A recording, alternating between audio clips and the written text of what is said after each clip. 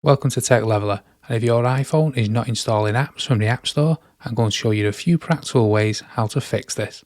Let's get going. So let's hop into the App Store, and let's go to an app, and let's click on Get. And as you can see, it's loading here.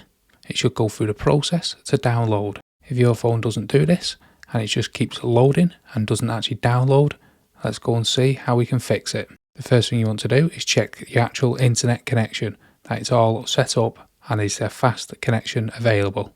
So let's jump into Safari and let's type in speed test. And Google should offer their speed test, and what you want to press is just this speed test button here, and a speed test will start to be run. If your internet is anything over 10 megabytes per second, this should be fast enough to make downloads no problem.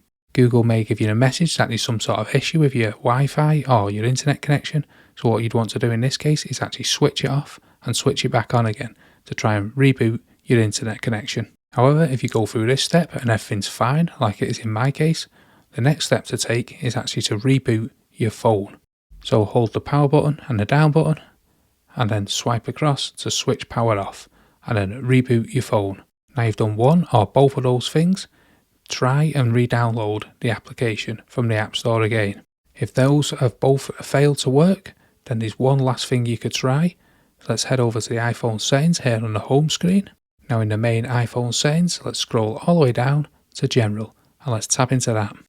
Now towards the bottom of General, you can see VPN and Device Manager. Let's tap into this. Now as you can see, it says VPN not connected. However, you might be connected to a VPN. So what you want to do is disconnect from that VPN, as sometimes these VPNs can stop you from downloading applications from the App Store.